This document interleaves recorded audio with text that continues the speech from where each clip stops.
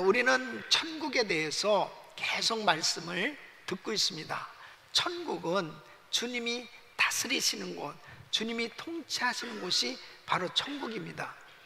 우리 주님께서 나의 심령을 다스려 주실 때 온전히 주님의 다스리심을 받으면 심령 천국이 이루어지는 거예요. 또 우리 주님께서 우리 가정을 온전히 다스려 주실 때 가정 천국이 이루어질 수 있습니다. 우리 교회를 우리 주님께서 온전히 다스려 주실 때 교회 천국이 이루어지는 줄로 믿습니다. 정말 주님의 다스려 주심을 경험하면서 살 때 우리는 천국을 누릴 수가 있습니다. 우리 성도님들이 정말 이 땅에 사는 동안 이 천국을 소유하고 천국을 누리며 사시기를 예수 이름으로 축원합니다. 하나님께서 아담과 하와를 지어주시고 인류의 시조인 이 아담과 하와에게 에덴 동산을 허락해 주셨습니다. 에덴 동산은 천국이었습니다. 부족함이 없고 주님이 함께 하시는 곳이었습니다. 그런데 바로 이 아담과 하와가 죄를 지음으로 인해서 에덴에서 쫓겨났습니다. 에덴에서 쫓겨난 인생은 천국을 잃어버린 것입니다. 천국을 잃어버리니까 죄와 저주와 질병과 가난과 싸움과 온통 지옥 같은 그런 삶으로 바뀌어진 것입니다. 예수님께서 이 땅에 오신 것은 새 에덴으로서의 회복, 다시 말씀드리면 천국을 주시기 위해서 우리 예수님은 이 땅에 오셔서 십자가를 지셨고 그리고 구원의 길을 열어주심으로 예수 안에서 다시 새롭게 천국을 소유할 수 있는 은혜를 주신 줄로 믿습니다. 우리 주님께서 이 땅에 오셔서 가난한 자들에게 복음을 전해주시고 그리고 병든 자들을 고쳐주시고 우리 주님께서 정말 소외되고 힘들고 어렵게 살아가는 사람들을 만나주시고 회복시켜 주신 걸 볼 수 있습니다. 이사야 선지자는 이 메시아의 예언의 성취에 대해서 이사야서 61장 1절로 3절에 이렇게 말씀하고 있습니다. 주 여호와의 신이 내게 임하셨으니 이는 여호와께서 내게 기름을 부으사 가난한 자에게 아름다운 소식을 전하게 하려 하심이라. 나를 보내사 마음이 상한 자를 고치며 포로된 자에게 자유를, 갇힌 자에게 노임을 전파하며 여호와의 은혜의 해와 우리 하나님의 신원의 날을 전파하여 모든 슬픈 자를 위로하되 무릇 시온에서 슬퍼하는 자에게 화관을 주어 그 죄를 대신하며 희락의 기름으로 그 슬픔을 대신하며 찬송의 옷으로 그 근심을 대신하시고 그들로 의의 나무 곧 여호와의 심으신 바 그 영광을 나타낼 자라 일컬음을 얻게 하려 하심이니라. 여러분, 오늘 이 주일 예배에 참석하신 분 가운데 마음이 상하고 참으로 여러 가지 삶 가운데 질병으로 그리고 삶의 어려움 때문에 너무나 고통 가운데 있는 성도들이 있다면 오늘 우리 주님, 그 부활하신 주님, 우리에게 천국을 주시기 원하시는 그 주님, 그 주님의 은혜로 모든 것이 회복될 수 있기를 예수 이름으로 축원합니다. 우리나라 초기 유명한 부흥사 중에 한 분인 이 이성복 목사님, 이성복 목사님이 6.25 동란 무렵이에요. 목포에 가서 부흥회를 인도하시다가 이 공산당들에게 잡혔습니다. 이 젊은 이 공산당원이, 이성복 목사님은 그때 상당히 나이가 드셨는데 때리면서 막 욕을 하면서 이렇게 말합니다. 어이 영감, 천국을 한번 보여봐, 천국을 한번 보여봐. 막 반말로 막 그렇게 다그칩니다. 천국을 보여드리죠. 아니 죽어서 천국이 아니고 지금 보여보란 말이야. 그러면서 발길 칩니다. 제가 천국을 보여드리겠습니다. 천국의 본점이야 내 소관이 아니니까 보여줄 수 없지만 천국의 지점인 내 심령, 내 심령에는 천국이 있습니다. 그러면서 그 사람에게 바로 내 마음에 천국이 있다고 그렇게 이야기를 하셨답니다. 여러분, 죽어서의 천국뿐 아니라 이 땅에서 우리 주님께서 우리와 함께 하시는 이 심령의 천국이 임할 수 있는 걸 믿으셔야 돼요. 근데 정말 우리 성도님들 마음 가운데 이 심령 천국이 있느냐 이거예요. 그렇게 환난과 시험과 어려움 속에서도 평안함을 잃지 않고 그들에게 복음을 전할 수 있는 이 여유, 그것은 다른 게 아닙니다. 그 심령을 다스려 주시는 그 하나님의 은혜, 심령의 천국이 임했을 때 가능한 거예요. 네? 여러분, 이 천국을 어떻게 소유할 수 있어요? 어떻게 누릴 수 있습니까? 예수를 믿으면서도 많은 사람들이 천국 얘기하지만 진짜 나의 삶 가운데 내 심령에 천국이 이루어지지 않으면 천국을 누릴 수 없습니다. 얼마나 많은 사람들이 교회를 다니고 그렇게 천국을 이야기하지만은 환경적으로 좀 힘들고 어려우면 천국이 없어요. 예, 천국이 없어요. 맨날 지옥 같은 생활을 하는 그런 사람들이 얼마나 많이 있는지 모릅니다. 오늘 밤 이 세상 떠나면 천국 갈 확신이 있으세요? 이렇게 전도하는 그 얼굴이 지옥상이라면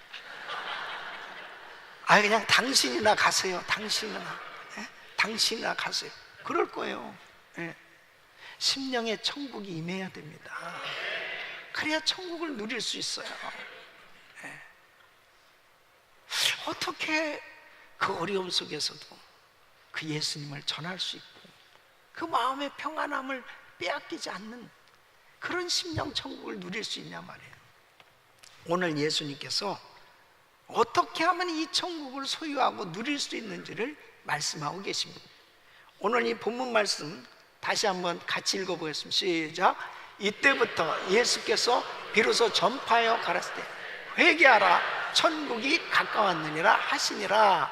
네, 바로 이 말씀이에요. 이 회개와 천국은 밀접한 관계가 있는 겁니다. 이 회개가 이루어졌을 때 천국이 임하는 겁니다. 자, 그러면 회개하라고 하는 이 말은, 이 메타노니아라고 하는 이 말의 의미는 뭐냐면 지나간 일을 돌이켜보다, 마음과 생각을 바꾸다, 하나님께로 향하다, 방향 전환을 가리킬 때 쓰는 단어가 이 메타노니아, 회개라고 하는 단어입니다. 그러니까 무엇을 바꿔야 되느냐, 무엇에 대해서 마음을 바꿔야 되느냐, 그것이 중요한 거예요. 여러분, 오늘 이 말씀을 들으시면서 정말 온전한 회개가 이루어질 수 있기를 예수 이름으로 축원합니다. 그래서 천국을 소유하고 누릴 수 있는 이런 삶이 돼야 됩니다. 그 첫째는 나 자신에 대한 생각을 바꾸라는 것입니다. 나 자신에 대한 생각을 바꾸는 게 회개라는 거예요. 회개라고 하는 이 말씀을 듣는 유대인들은 흔히 이렇게 생각합니다.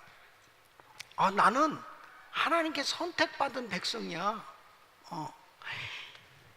저절로 하나님의 나라를 상속할 자라고 그렇게 생각하는.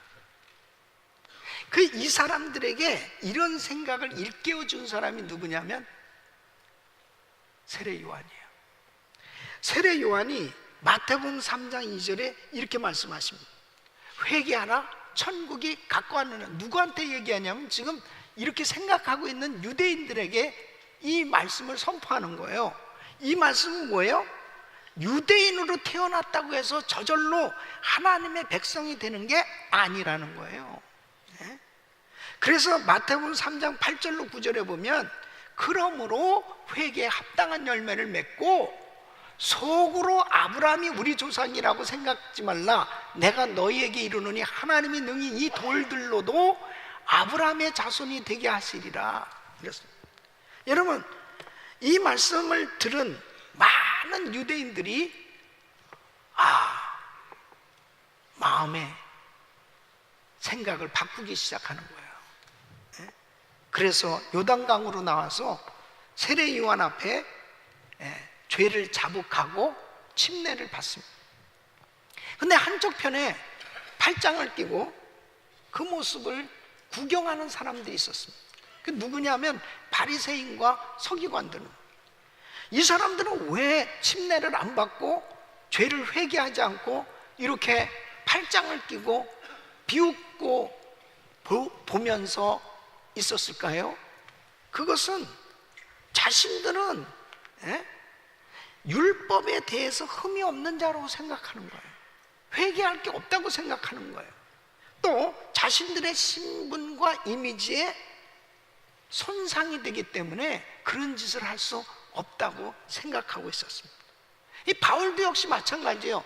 자기가 예수 믿기 전에는 율법에 대해서 흠이 없는 사람이라고 생각했었어요. 그런데 여러분 보세요.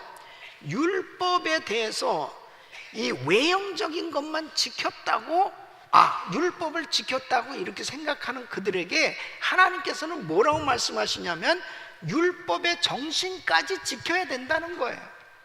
그러니까 오늘날도 이스라엘에 가보면은 안식일이 되면요, 가게 문들을 싹 닫고, 그 다음에 엘리베이터도 이게 누르면은 일이 되기 때문에 다른 사람이 눌러줄 때까지 기다려요.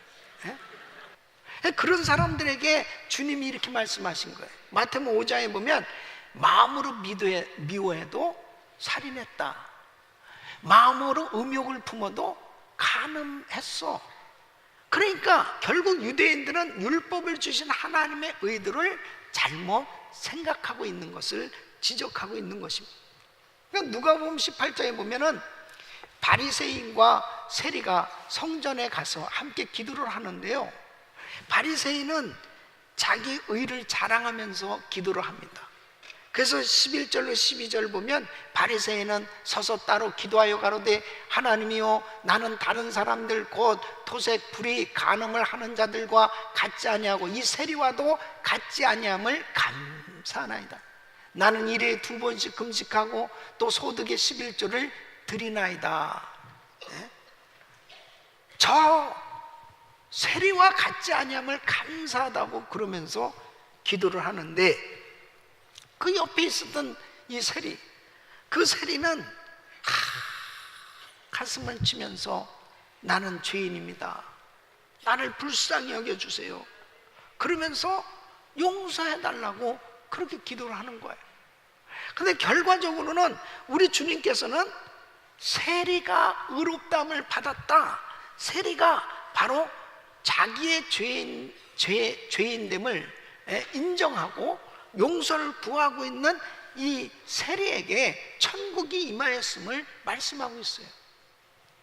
여러분, 하나님은 천국은 완전한 의를 가진 자만이 들어갈 수 있다고 말씀하시는데, 이 세상에는 완전한 의를 가진 사람이 없어요. 자기 스스로 자기가 의를 이뤄보려고 할 수 있는 그 노력을 하는 사람들은 많지만 완전한 의를 가지고 있는 사람은 한 명도 없습니다. 모든 인간은 다 죄인이에요. 타락한 죄인이에요. 자신의 힘으로는 천국에 갈 수 없다니까요. 그래서 깨닫는 것이 뭐냐? 내가 죄인이구나, 내가 철저히 타락한 죄인이구나, 하나님의 긍휼과 자비하심을 입어야만 된다고 하는 이 마음을 가진 사람에게 천국이 임하는 거예요. 그래서 마태복음 21장 31절 보면 그들 중에 누가 아비의 뜻대로 하였느냐? 가로되 둘째 아들이나 예수께서 저에게 이르시되 내가 진실로 너에게 이르노니 세리들과 창기들이 너희보다 먼저 하나님의 나라에 들어가리라. 아니, 이 세리 창기, 이 죄인들인데 이 사람들이 먼저 바리새인, 서기관, 사두개인 이렇게 율법대로 살아보려고 노력하는 사람들보다 먼저 들어간다. 이 말씀이 뭐예요? 자기 의를 주장하고 자랑하고 그렇게 생각하고 있는 동안은 천국이 임할 수 없다는 거지. 자기가 죄인됨을 깨닫고 죄인임을 인정하고 하나님 앞에 불쌍히 여겨달라고 기도하는 그 사람에게 천국이 임하는 줄로 믿습니다. 두 번째는 바로 예수님에 대하여 생각을 바꾸라는 것입니다. 유대인들은 오늘날까지도 예수가 메시아요 그리스도라고 믿지 않습니다. 예수님이 부활하셨음에도 불구하고 예수님이 그리스도요, 예수님이 구원자라는 사실을 믿지 않습니다. 단지 예수는 그냥 스스로 자기가 메시아라고 주장하다가 십자가형을 당하고 죽은 한 청년이다, 그렇게 생각하는 거예요. 그게 얼마나 안타까워요. 예수님에 대해서 이 생각이 그리스도시요 메시아요 하나님이라는 사실로 바뀌어지는 게 회개예요. 이게 바뀌어지는 게 회개예요. 마가다락방에 예수님의 120명의 제자들이 모였습니다. 그들이 주님의 약속의 말씀을 붙들고 간절히 기도하다가 성령의 불세례를 받습니다. 그리고 방언의 은사를 받아요. 그리고 그들이 오순절날 전 세계에서 이 절기를 지키기 위해서 몰려온 많은 사람들 앞에서 예수가 그리스도이심을 증거하기 시작합니다. 사람들이 볼 때는 저것들 뭐 하는 거야? 대낮부터 도무지 이해가 안 되는 거예요. 그 성령 충만함을 받고 방언을 하니까 도무지 미친 사람들처럼 보여지는 거예요. 그때 베드로가 요엘서 2장 28절에 이 예언의 말씀을 가지고 담대하게 말씀을 선포합니다. 그 후에 내가 내 신을 만민에게 부어주리니 너희 자녀들이 장래일을 말할 것이며 너희 늙은이들은 꿈을 꾸며 너희 젊은이들은 이상을 볼 것이며 그때 내가 또 내 신으로 남종과 여종에게 부어줄 것이며, 바로 남종과 여종 모든 육체에 성령을 부어주리니 너희 자녀들은 예언할 것이요 젊은이들은 환상을 보고 늙은이들은 꿈을 꾸리라. 바로 이 놀라운 구약의 이 요엘 선지자의 말씀을 인용해서 설교하기 시작합니다. 이 사람들이 이렇게 방언하고 이렇게 성령 충만 받은 것은 바로 요엘 선지자가 예언한 것이 이루어진 것이다. 그러면서 베드로는 짧은 설교를 하는데도요, 구약 성경의 말씀을 그대로 인용해서 예수님의 부활하심을 증거합니다.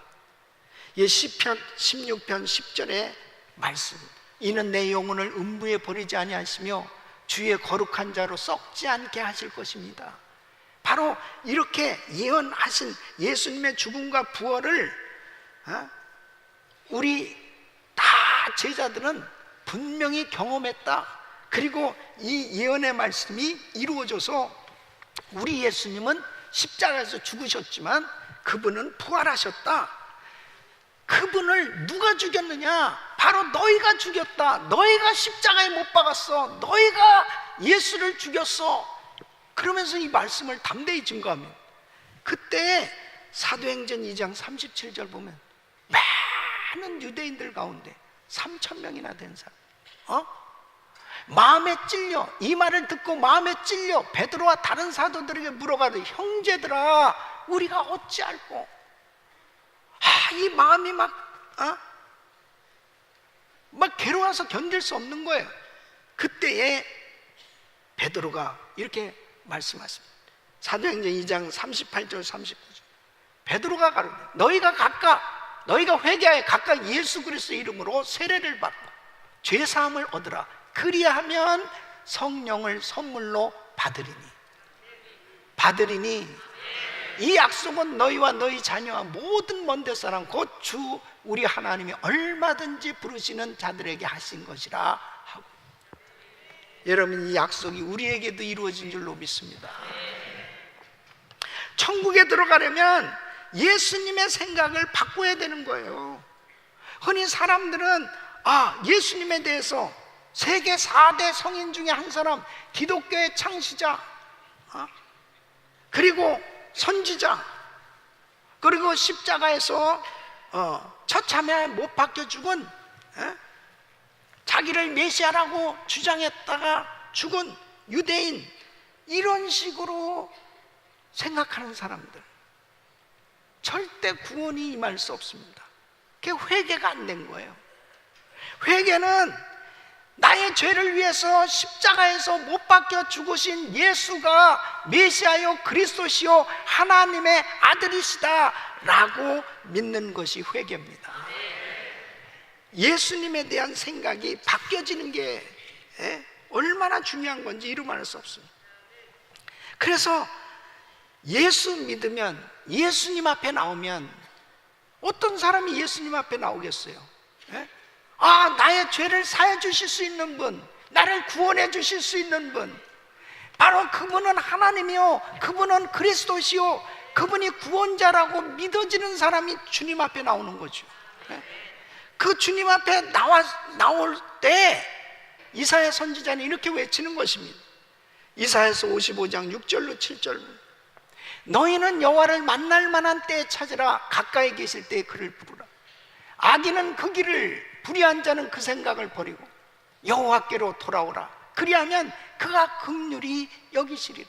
우리 하나님께로 나오라. 그가 널리 용서하시리라. 이 놀라운 은혜를 경험하게 되는 거죠.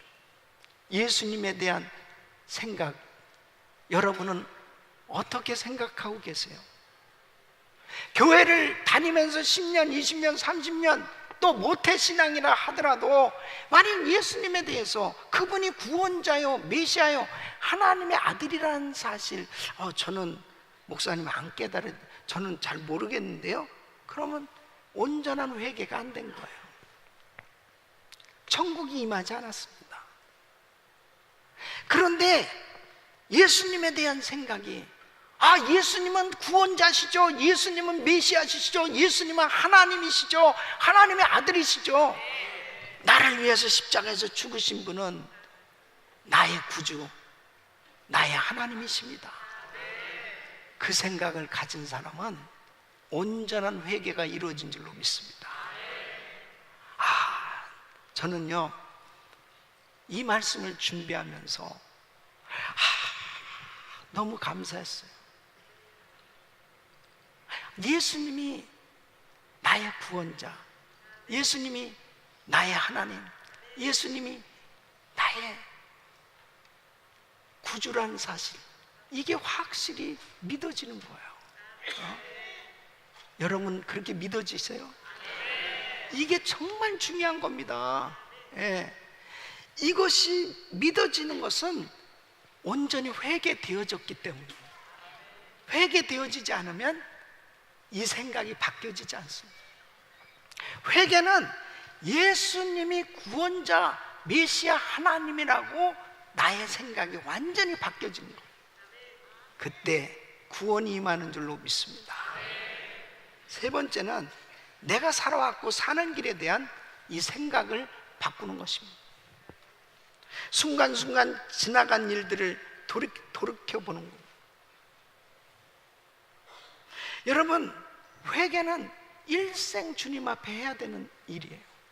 우리 예수 그리스도를 믿는 성도들이 천국을 소유하고 경험했다 하더라도 정말 우리의 삶을 돌아보면 내가 잘못 살고 있을 때가 너무 많이 있어요. 나는 똑바로 걸어가고 있다고 생각했는데 어느 날 보면 많이 옆으로 가 있는 거예요. 그때마다 돌이켜야 됩니다. 이게 회개예요. 바꾸는 거, 방향을 바꿔야 돼요. 그게 회개입니다. 여러분, 예수님의 제자들에게 예수님께서 세족식을 해주셨어요. 근데 베드로가 제 발은 씻기시면 안 됩니다. 야, 네 발 씻기지 않으면 나하고 상관이 없다. 그러면 목욕까지 해주시죠. 베드로는 하여튼에 너무 오바를 하는 거예요. 그러니까 목욕한 자는 발만 씻으면 되느니라. 이 말씀이 뭘까요? 우리는 순간순간 회개할 게 그렇게 있다는 거예요. 나의 가치관의 변화가 날마다 일어나야 됩니다. 나의 삶의 양식도 자꾸 바뀌어져야 되는 것입니다. 내 삶을 돌아볼 때 내가 너무 주인 노릇하면서 내 고집대로, 내 생각대로, 내 방식대로 살아가다 보면 주님의 통치를 받지 않습니다. 어떤 집사님이 갑상선 암에 걸렸습니다. 다행히 정말 치료를 받았습니다. 근데 또 몸이 이상해서 검진 받았는데 간암이에요. 근데 그것도 초기에 발견돼서 또 치료가 됐습니다. 근데 몸이 또 이상해가지고 검사해 보니까 이 인후암이 생겼답니다. 의사가 말합니다. 이것은 갑상선 암을 수술할 때 그 옆에 그 인후암이 생긴 것 같은데 이건 이제 더 이상 수술도 불가능하고 그 다음에 어렵다. 의사가 요건 수술하면 되고 요건 고쳐질 수 있다 이랬을 때는 별 힘들었지만 그래도 그냥 다 넘어갔는데 이제는 이건 수술도 안 되고 이건 이제는 어렵습니다. 그러니까 정신이 번쩍 나는 거예요.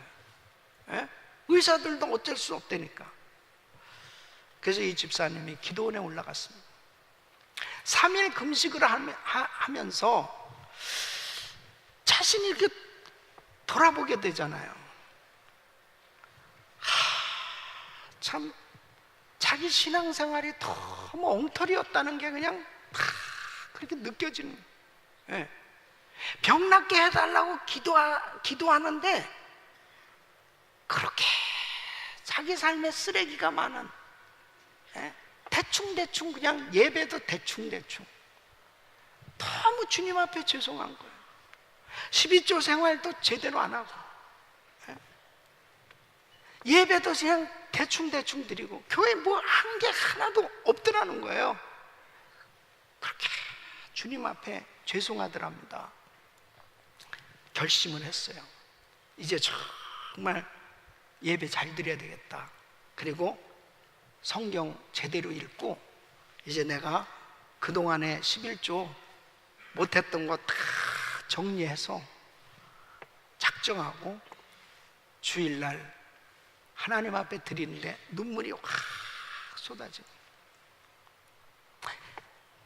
내가 하루를 살더라도 하나님 앞에 제대로 신앙생활을 해야 되겠다. 딱 결심을 하고. 여러분 참 우리가요 병 낫는 것도 중요하지만 나 자신의 삶을 깨닫는 게 더 중요한 거예요. 내가 어떻게 살아왔고 내가 지금 바로 살아가고 있는지를 참 깨닫는 게, 그것이 잘못된 방향으로 할 때 돌이키는 거, 바른 방향으로 돌이키는 거, 이게 회개거든요. 이게 온전히 회개가 이루어졌어요. 검진 받으러 왔는데 너무나 놀라운 결과가 나왔어요. 이번에는 치료받을 수 없다고 그랬는데 그냥 암이 없어져 버렸어요. 하나님께 감사합니다. 할렐루야. 감사합니다. 너무 감사합니다. 여러분, 우리는 즉시 죄를 지었을 때, 깨달아졌을 때 그때마다 회개하시기를 예수 이름으로 축원합니다. 그럴 때 거룩함을 유지할 수가 있어요. 요즘 바이블 타임 묵상 범위가 레위기입니다. 레위기의 주제는 거룩이에요. 하나님의 백성들은 구별돼서 살아야 된다는 거예요. 그래서 하나님 앞에 늘 크고 작은 죄를 매일 회개할 때 우리 주님께서 우리 심령에 천국을 허락하신 줄로 믿습니다.